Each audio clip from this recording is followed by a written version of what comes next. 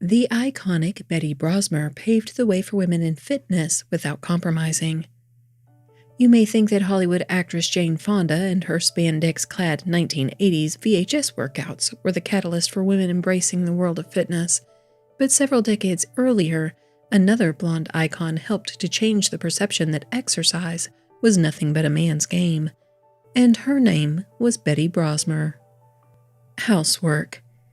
Back in the post-war period, it was rare for women to hit the gym at all. In fact, one study revealed that housework was the prime source of exercise for most ladies of the era. Housewives in 1953 reportedly shed more than 1,000 calories daily while cleaning their homes from top to bottom. Hula hooping. Those women who did make it to a gym or health club would have been confronted with a very different sight to today. The most popular workouts were hula hooping and calisthenics, and for the majority of the decade, women who worked out did so in cotton leotards. The more familiar spandex was only introduced at the very end of the 1950s. Something of a tomboy.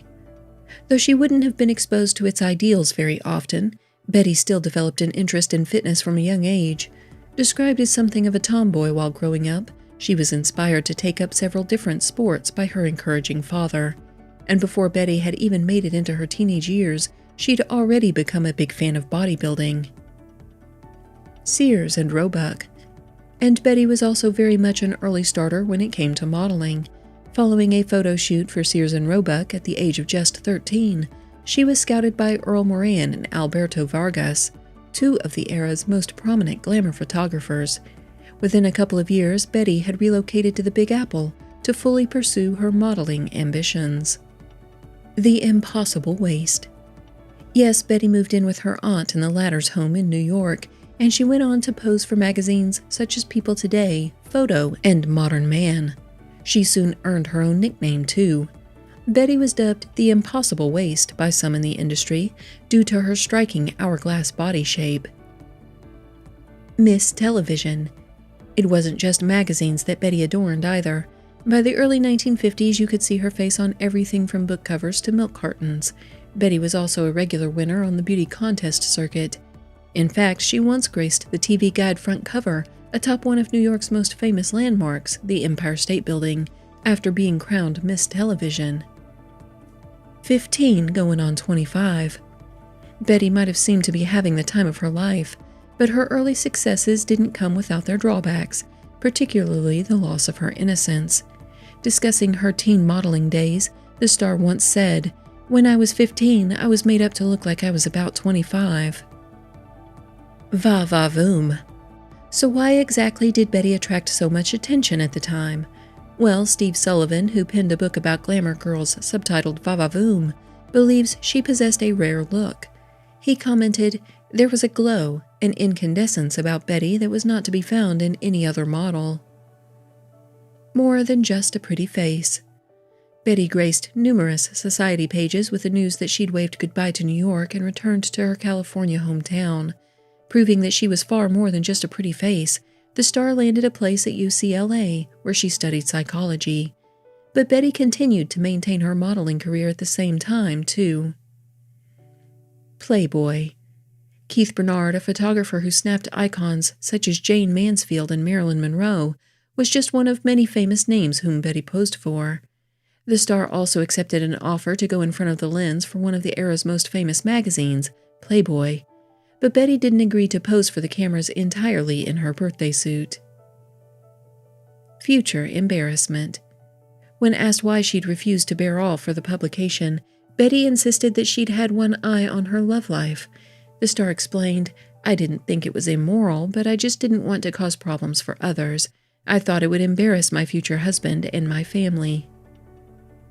Money matters. You could never describe Betty as a pushover when it came to business matters either. The model shrewdly managed to negotiate the rights to every picture of her in circulation. This meant she received some money whenever a magazine published one, and many of these publications were owned by the man who inspired her to rediscover her love of fitness. Joe Weider.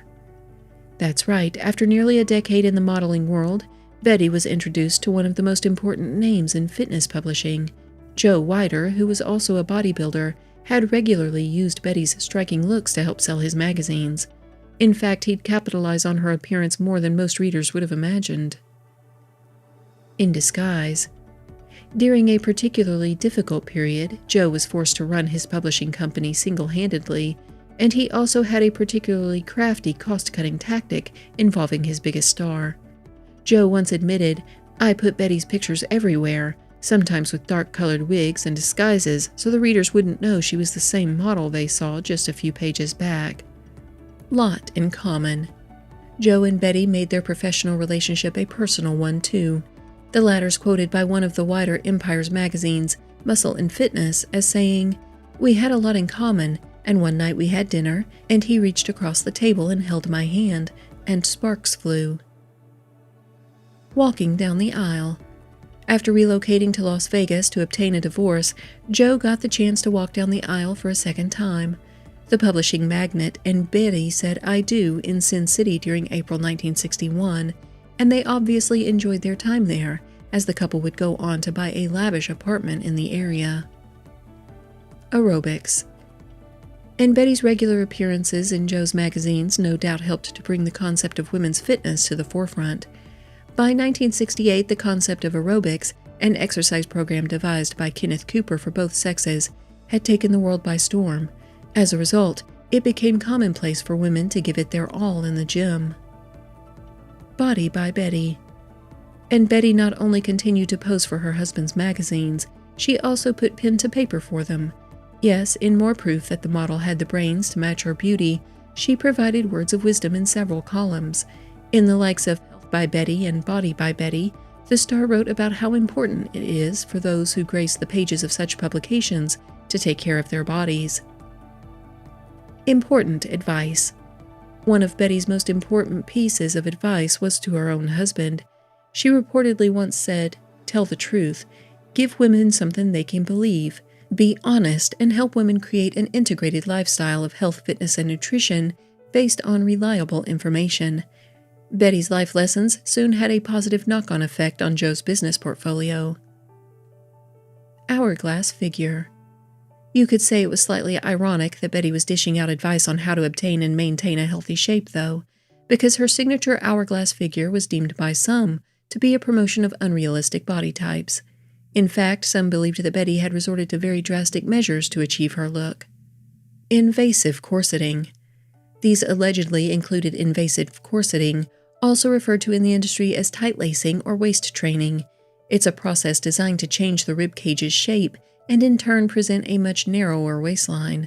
But it's also a potentially dangerous approach. In some instances, invasive corseting can end up repositioning the body's internal organs. Angles and light. Of course, it's never been proven that Betty manipulated her body in such a way, and the common consensus is that she simply worked on her leg, rib, and hip muscles to make her natural curves stand out. No doubt an inspired use of angles and light made Betty look different on camera than she did in person, too. Unobtainable standards. Either way, Betty's since done her utmost to make sure that women don't focus on unobtainable standards. Thanks to her powers of persuasion, she was able to convince Joe to launch a new magazine with her. While previous efforts had focused solely on guys who want to lift 500 pounds, Shape was marked toward those with the more simple goal of keeping trim. Shape magazine. The publication was also designed to draw the opposite sex into the fitness world, too. A female editor who had plenty of bodybuilding experience herself, Christine McIntyre, was appointed to oversee things, and it was under her guidance that Shape magazine became the United States' #1 fitness magazine for women. Let's get physical. You could say that the magazine was launched at the perfect time. After all, the early 1980s was the period when Olivia Newton-John instructed us all to get physical, and Richard Simmons became a household name. It was also the era when Jane Fonda began her unlikely transformation from Hollywood star to aerobics queen. Feel the burn. WikiTrends publisher Daniel Levine told website Birdie that such efforts were pivotal to the increase in the numbers of women exercising. He explained, "Workouts of this era are inextricably related to the rise of aerobics classes, led by teachers and performed to dance music. This is so much a part of today's workout world that it is hard to imagine that there was a time when we weren't directed to kick that butt and feel the burn. Octogenarian.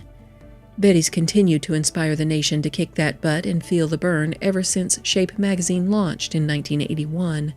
She took over from Christine when the editor lost her life in an automobile crash, and even as an octogenarian, Betty still works as both a model and writer in the field.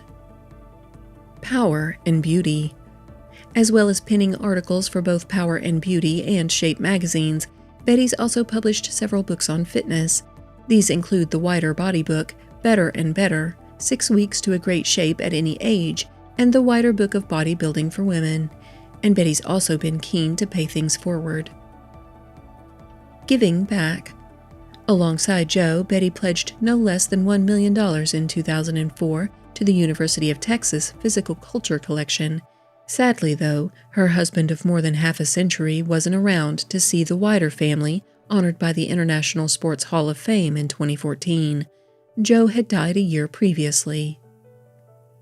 Arnold Schwarzenegger.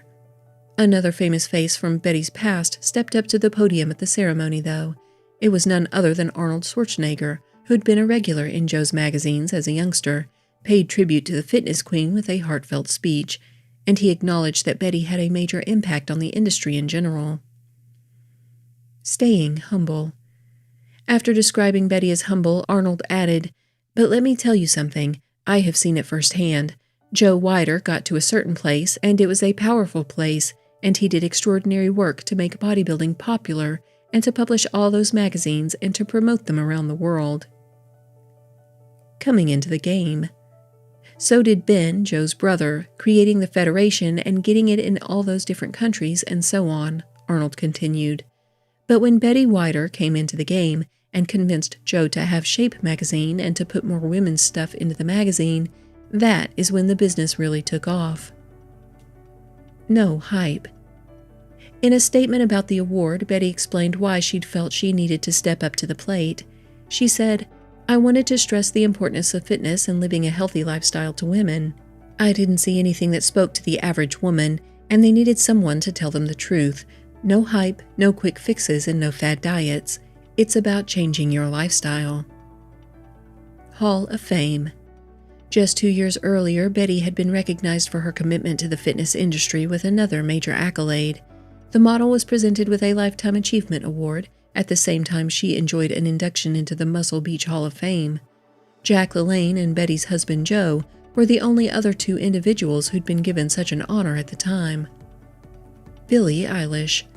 And Betty continues to influence stars young enough to be her grandchildren, and in some cases even her great-grandchildren. Take teenage prodigy Billie Eilish, for example. The No Time to Die singer revealed she was inspired by Betty to go blonde while promoting her second studio effort, Happier Than Ever. No-nonsense attitude. In an interview with Vogue, Billie also appeared to be channeling Betty's no-nonsense attitude, too. The singer said, "Showing your body and showing your skin, or not, should not take away any respect from you. It's all about what makes you feel good. If you want to get surgery, go get surgery. If you feel like you look good, you look good." Julianne Hough. In 2018, Betty and Joe's life story was immortalized on the big screen in Bigger. Dancing with the Stars favorite Julianne Hough played the fitness queen, while Tyler Hoechlin starred as her husband Joe. And the leading lady already had ties with the wider empire. Hough had appeared on Shape magazine's front cover on 4 separate occasions. Bigger hips. Julianne had to work hard to achieve Betty's famous look, though. Women in that era had bigger hips and bigger busts, she told Magazine Redbook. "I don't naturally have that hourglass shape. I'm more elongated and square, to be honest. Basically, I cut down on my cardio and was lifting a lot of weights. And if I wanted an extra bit of ice cream that day, I would eat it and it would go right to my hips." Strong woman. Julianne talked to Entertainment Tonight about how much she idolized the woman she was portraying. The star said, "What I'm really passionate about with Betty is that back in the 1950s, 1960s, and 1970s, she was such a strong woman surrounded by men. And for her to be able to have a voice, even though she was sort of looked at as a trophy or this beautiful person in a magazine, she was so much more than that."